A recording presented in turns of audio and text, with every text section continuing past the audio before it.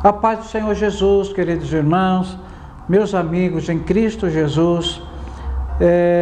Hoje nós vamos falar sobre acreditar ou não na Bíblia. E por que acreditar na Bíblia, né? Coríntios, capítulo 1, versos 18 a 31. Alguns aspectos rápidos para nós debatermos um pouquinho sobre isso. Sabemos que ela foi escrita por 40 pessoas e cada um com um estilo de vida diferente, por um período de 1500 anos. Olha quanto tempo. É um livro que expõe as fraquezas dos homens, seus pensamentos, ações, narram suas vidas, suas histórias. É diferente de que imaginar que a Bíblia é um livro religioso. Se assim fosse, seria completamente diferente. Voltando agora um pouco de Israel, nós podemos contemplar que o judaísmo, ele também tem o seu livro, que é chamado Torá, que compreende os 5 primeiros livros da Bíblia, os livros da lei. Mas o judaísmo, ele se completa com uma infinidade de livros religiosos, em que existem normas a quais eles observam em cada um desses livros para toda e qualquer situação. A Bíblia não deva ser entendida como um livro religioso, muito bem que ela é empregada nos cerimoniais religiosos, mas ela nada mais é do que um livro histórico, contando uma grande história com seus personagens. Algumas características importantes quando nós analisamos o que é a Bíblia. O primeiro deles é os altos e santos padrões. Se a Bíblia for escrita de forma literal, somente pela capacidade racional dos homens, ela certamente iria remeter os seus escritos, os seus ensinamentos, em algo possível de ser alcançado por qualquer tipo de homem, na sua maneira de viver, mas não se reportando a um viver num patamar mais acima. É como uma proteção, né? Nós vemos isso muito na vida política do Brasil, os homens fazendo leis às quais eles mesmos se protegem. E dificilmente eles criam uma lei que eles possam ser alvo de serem atingidos por essa lei. A Bíblia, os homens que as escreveram, eles colocam situações que humanamente é impossível de ser alcançada. Somente com a intervenção de Deus sobre suas vidas, eles virão alcançar. Então isso é um fato que se distingue de uma vida cotidiana, é algo realmente especial.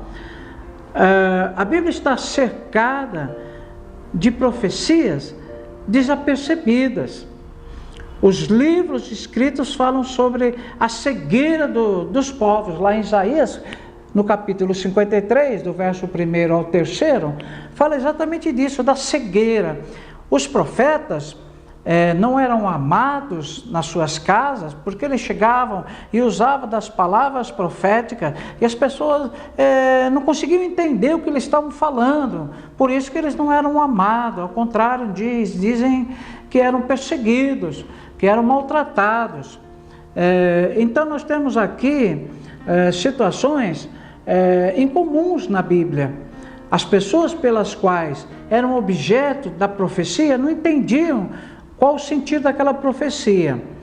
Mas também nós observamos dentro dessas características a precisão de determinadas profecias, mesmo aquelas que não tinham alcance para aquela determinada época. Porque dentro do rol de profecias, nós tínhamos profecias para aquele momento e para o momento vindouro. Vocês creem nisso? Vocês sabem que muitas profecias foram lançadas que diz respeito a Jesus, o advento da vinda de Jesus. Não era um fato para aquele dia, não era um fato para aquele momento, mas falava acerca de um futuro. mas a precisão, porque você que se pergunta quando Jesus virá buscar a sua igreja, você só precisa ler um pouco mais a Bíblia, porque ela faz explanações precisas do momento. Ela só não diz o dia e a hora, mas ela dá fortes inclinações para você acreditar que estamos vivendo os dias da volta de Jesus. Creia nisso como uma verdade. Quando nós olhamos a Bíblia, com todas essas características, com as pessoas que as escreveram e como ela é precisa no seu escrito, e fazemos um paralelo com outros livros que serviram como base de fé, de religiões. Por exemplo, dentro da religião muçulmana, nós temos a figura do Alcorão. O Alcorão, ele contém dizeres de Maomé, mas ele mesmo não se apresenta como divino, como Deus, como um representante de Deus. Ele não consegue provar-se a si mesmo como Senhor absoluto.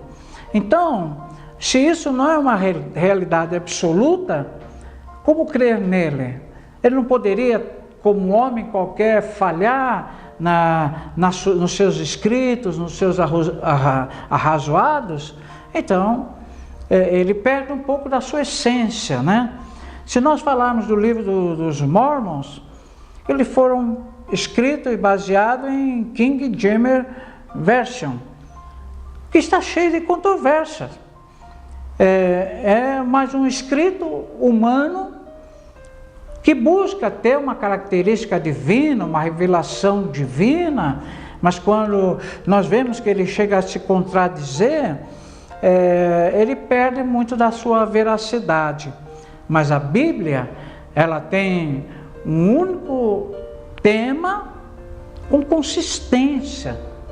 A Bíblia nos fala de Deus, não de deuses. Ela fala de um Deus único, fiel, verdadeiro, e que tudo que ele fala acontece, porque ele não é, como diz a própria palavra, como homem, sujeito a variações. Um dia fala uma coisa, fala outra. Não, Deus é consistente.